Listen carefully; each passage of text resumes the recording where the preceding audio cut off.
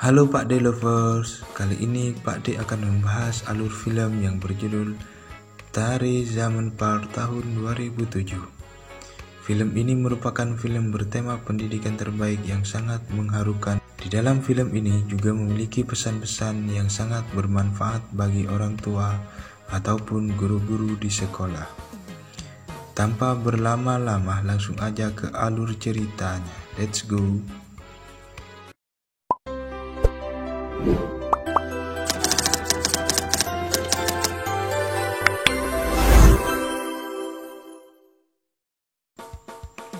Di menit awal, ada seorang anak yang bernama Siva. Ia sedang menangkap ikan di dalam parit.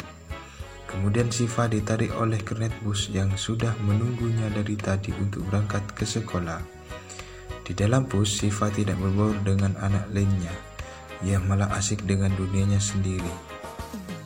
Siva merupakan anak kelas 3 SD. Dia merupakan anak penderita disleksia yang membuat kesulitan untuk membaca maupun menulis. Dan dia juga kesulitan mengenal huruf yang berbentuk hampir sama. Dan dia juga susah membedakan suku kata yang bunyinya hampir sama. Bukan hanya itu, Siva juga sering menulis huruf dengan terbalik. Hal ini membuat dia tidak bisa mengikuti kegiatan di sekolah dengan baik dan dicap sebagai anak yang pemalas oleh guru dan teman-temannya. Di rumah ia memiliki seorang kakak laki-laki yang bernama Johan. Johan berbanding terbalik dengan Siva. Johan adalah anak yang pintar dan selalu mendapat nilai bagus di kelasnya. Siva tidak tertarik mempelajari pelajaran di kelasnya. Ia lebih tertarik untuk bermain dan menemukan sesuatu yang baru sesuai dengan imajinasinya. Suatu hari Siva bermain bola tangan dengan teman-temannya dan tanpa sengaja Siva melempar bolanya sampai keluar pagar, yang membuat permainan menjadi terhenti. Kemudian Jarjit marah-marah. Jarjit juga menyebut Siva sebagai anak yang idiot. Keadaan pun semakin memanas. Hingga akhirnya mereka berkelahi. Siva mendapat luka di kepalanya, kemudian Siva membalas dan menggigit tangan Jarjit. Saat Siva pulang ke rumah, ternyata ibunya Jarjit mendatangi rumah Siva untuk meminta pertanggungjawaban orang tuanya karena si Jarjit yang terluka. Bukannya membela atau memberikan pengertian kepada Siva, si bapak yang kesal malah menampar dan mendorong Siva, dan bahkan si bapak mengancam Siva apabila dia buat masalah lagi, ia akan dikirim ke sekolah asrama. Di sekolah Siva sering dimarahi gurunya karena tidak mengikuti pembelajaran dengan baik. Suatu hari Siva disuruh membaca sebuah kalimat, tetapi ia tidak bisa melakukannya karena menurut tulisan itu menari-nari. Si guru malah mengatakan kalau Siva sedang berbohong dan terus memaksa Siva untuk membacanya. Karena gak tahan dengan tekanan gurunya, Siva malah komat kamit sendiri. Lalu si guru marah dan menyuruh Siva keluar dari kelas. Karena Siva ini merupakan anak yang berbeda, ia pun sering mendapat bulian dari anak-anak lainnya. Dan saat pelajaran matematika, Siva lebih memilih bolos dan berkeliaran di jalan dan melakukan yang Siva sukai. Pada saat malam hari, Siva memberitahu kakaknya kalau tadi pagi ia bolos dan meminta kakaknya untuk membuatkan surat izin palsu. Keesokan harinya, guru Siva mengadakan ujian matematika dadakan yang membuat Siva kebingungan. Namun Siva tetap mencoba mengerjakan dengan imajinasinya sendiri.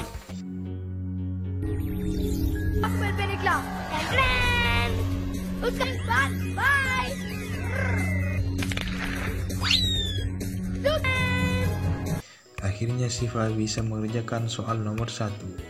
Tapi Siva membutuhkan waktu sepanjang ujian untuk satu soal saja. Sudah gitu jawabannya salah lagi. Singkat cerita, saat Siva berada di rumah tanpa sengaja bapak menemukan surat izin palsu yang Siva gunakan kemarin. sehingga Siva dimarahi lagi oleh bapaknya. Kemudian kedua orang tuanya Siva dipanggil ke sekolah. Guru-guru mengatakan kepada orang tua Siva bahwa betapa bodohnya Siva selama di kelas. Dan guru menceritakan semua keluh kesahnya selama mengajar Siva, dan bahkan kepala sekolah menyuruh orang tua Siva untuk memindahkannya ke sekolah asrama. Dikarenakan Siva sudah 1 kali tidak naik kelas dan enggak mungkin enggak naik kelas lagi. Setelah kejadian itu, si bapak berencana untuk memindahkan Siva ke sekolah asrama. Walaupun Siva sempat menolak, rencana tersebut akan berjanji akan menjadi anak yang lebih baik. Namun si bapak enggak peduli dan tetap akan memindahkan Siva. Akhirnya mereka sekeluarga mengantarkan Siva ke sekolah asrama dengan berat hati. Si ibu melepas anak bungsunya untuk hidup mandiri di sana. Kehidupan baru Siva pun dimulai di sekolah asrama yang jauh dari orang tuanya. Karena belum bisa beradaptasi dengan lingkungan, Siva hanya merenung dan menangis karena jauh dari orang tuanya. Siva juga menganggap bahwa ini semua adalah bentuk hukuman dari orang tuanya karena selama ini dia sudah nakal dan malas belajar. Di sekolah barunya, Siva juga tidak mendapat perlakuan yang baik. Siva masih saja mendapat bulian dan dimarahi oleh gurunya karena tidak bisa mengikuti pembelajaran dengan baik. Di sini belum ada yang bisa memahami kondisi Siva yang menderita disleksia serta kehadiran ibu dan kakaknya yang selalu memberi Siva kasih sayang sudah nggak ada. Hal ini membuat Siva stres dan tertekan, serta kunjungan keluarganya tidak dapat mengobati rasa kekecewaan dan kemarahan Siva yang selalu mendapat perlakuan yang kurang baik dari orang-orang sekitarnya, termasuk kedua orang tuanya. Suatu hari di sekolah, Siva kedatangan guru baru yang bernama Pak Nomo. Kehadiran guru baru ini memberikan aura yang sangat positif bagi anak-anak di sini. Dia bisa memperlakukan anak dengan baik dan memiliki metode pembelajaran yang menyenangkan. Bahkan di hari pertamanya mengajar, dia sudah bisa dekat dengan murid barunya. Tapi hal ini masih tidak berpengaruh kepada Siva yang masih merasa tertekan di sekolah asramanya, sehingga dia masih sering merenung dan melamun. Ditambah lagi ibunya menelpon bahwa dia, ayah dan kakaknya tidak bisa datang di akhir pekan ini karena mereka akan menghadiri final tenis yang kakak Siva ikuti. Mendengar hal itu, Siva menjadi sedih dan tidak bisa berbicara sedikit pun. Pada suatu hari, Pak Nomo melihat Siva sedang dihukum di luar kelas. Pak Nomo melihat Siva yang tertekan dan ketakutan hingga membuat Pak Nomo penasaran dan menanyakan hal itu kepada teman sebangku Siva yang bernama Adi. Adi menceritakan bahwa Siva adalah anak baru yang selalu ingin pulang ke rumahnya. Ia juga mengatakan bahwa Siva sering dihukum dan dibuli karena tidak bisa mengikuti pembelajaran dengan baik.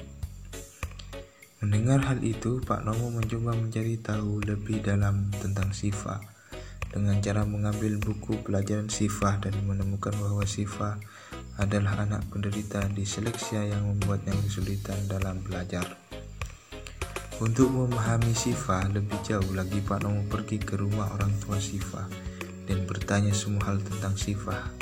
Di sana ibu Siva mengatakan jika Siva sangat menyukai dunia seni dan sangat gemar dalam melukis. Melihat kondisi Siva yang selalu tertekan di sekolah, Pak Nomo pun bertanya kenapa Siva harus dikirim ke sekolah asrama. Bapaknya Siva hanya mengatakan hal-hal negatif tentang Siva, bahwa dia anak yang nakal dan malas belajar, serta bapaknya bilang kalau Siva suka buat masalah di sini. Pak Nomo mencoba menjelaskan kepada keluarga Siva bahwa Siva mengalami disleksia. Pak Nomo memperlihatkan pola kesalahan yang sering dibuat Siva ketika menulis.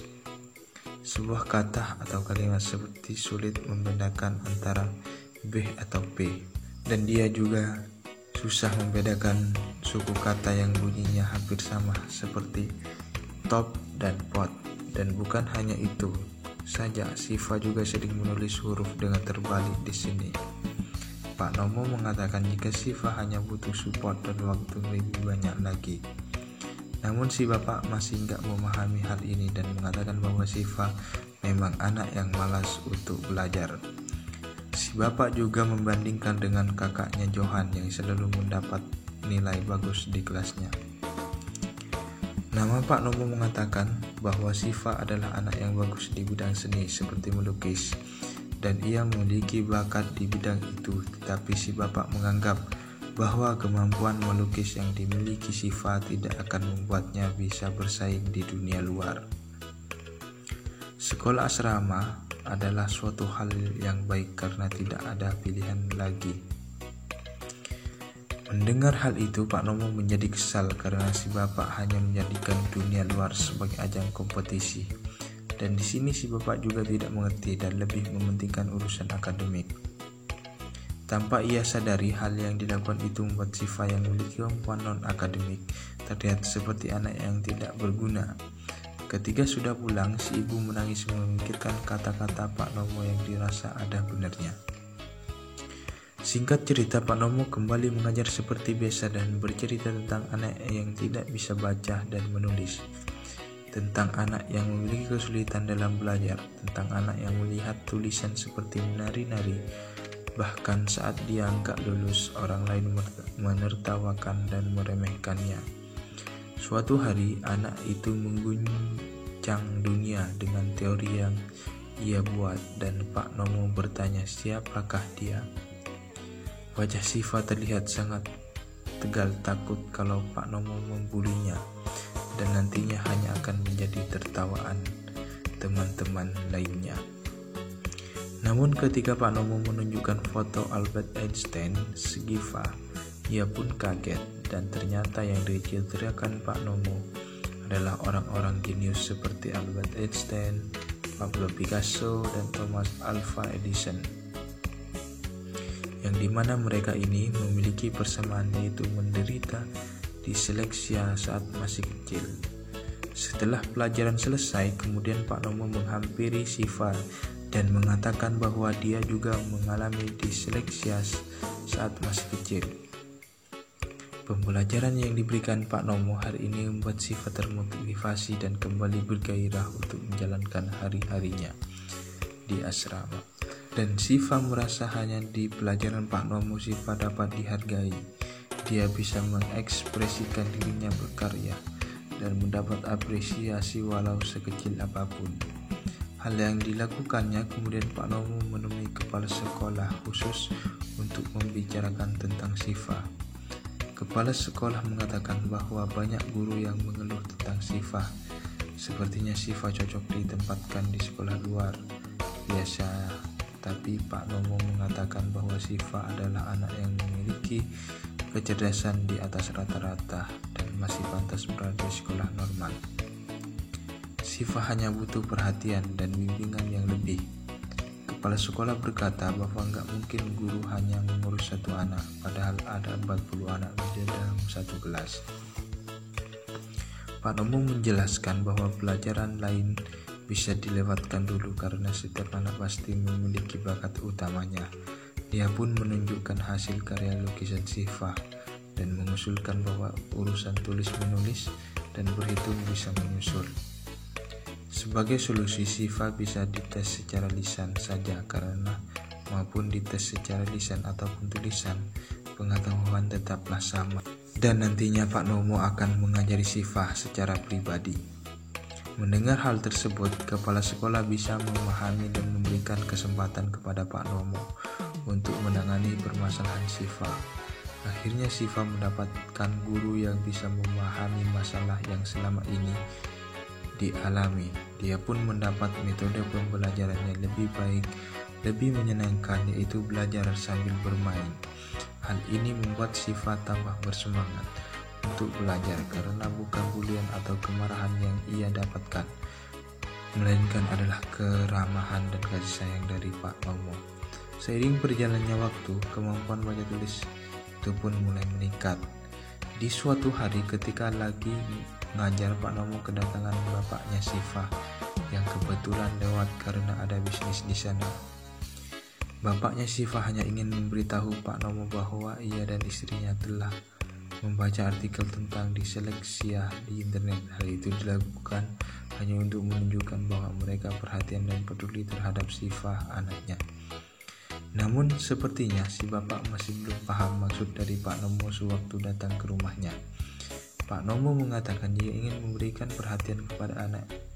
Tidak cukup dengan cara seperti itu. Anak seperti Syifa itu butuh dukungan orang tua yang bilang sayang kepada anaknya, seperti Syifa itu butuh sosok ayah yang selalu melindunginya. Apapun yang terjadi saat itu juga bapaknya menyadari bahwa selama ini ia tidak memberikan kasih sayang kepada Syifa, yang diberikannya hanyalah kemarahan saat Syifa nakal ataupun saat Syifa malas dalam belajar. Si bapak yang sedang malu pun pergi meninggalkan ruangan Pak Nomo. Ditambah lagi saat di luar si bapak melihat Syifa berusaha membaca sebuah mading dan si bapak pun tak bisa menahan air matanya. Suatu hari Pak Nomo mengadakan lomba melukis. Semua orang boleh ikut termasuk para guru. Saat lomba akan dimulai, Syifa tidak tampak di sana dan Pak Nomo pun mencarinya. Semua orang tak tahu kemana Syifa pergi. Sampai lomba dimulai, Syifa belum juga kelihatan. Ternyata sebelum lomba dimulai, saat semua orang masih tidur, Syifa bangun paling pagi dan bersiap-siap untuk pergi ke sebuah kolam di mana di sana dia mencari inspirasi untuk berlomba melukisnya. Sesaat setelah lomba dimulai, kemudian Syifa datang dan mulai melukis pemandangan yang ia lihat di kolam tadi. Hingga akhirnya ia membuat sebuah lukisan yang menakjubkan dan membuat orang terkagum akan karyanya, termasuk Pak Nomo. Di sisi lain, Syifa tidak bisa menahan harunya saat dia melihat hasil lukisan Pak Nomo yang ternyata modelnya adalah dirinya sendiri. Dan tibalah yang ditunggu-tunggu. Kepala sekolah mengumumkan bahwa lomba melukis kali ini dimenangkan oleh Syifa. Hasil karyanya ini dinobatkan sebagai lukisan terbaik dan akan menjadi sampul buku tahunan bersama karya yang dibuat oleh Pak Nomo. Syifa pun tidak bisa menahan air matanya.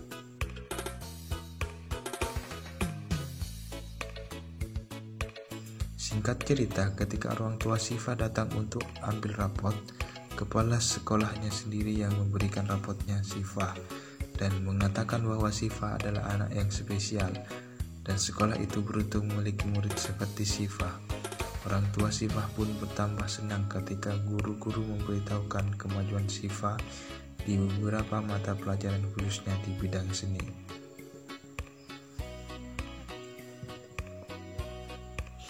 Melihat Syifa yang sekarang lebih bersemangat, si bapak gak bisa menahan rasa harunya dan berterima kasih kepada Pak Nomo yang telah membimbing Syifa sampai menjadi anak yang lebih baik. Syifa yang sekarang memiliki rambut seperti Pak Nomo pun pamit untuk pulang dan akan kembali setelah liburan. Dan film pun berakhir. Di sini kita bisa melihat pesan-pesan yang sangat mengedukasi orang tua ataupun para guru tentang bagaimana cara memperlakukan anak yang baik, terutama untuk anak yang membutuhkan perhatian. Dalam bidang matematika ataupun sains, bukan berarti dia bodoh.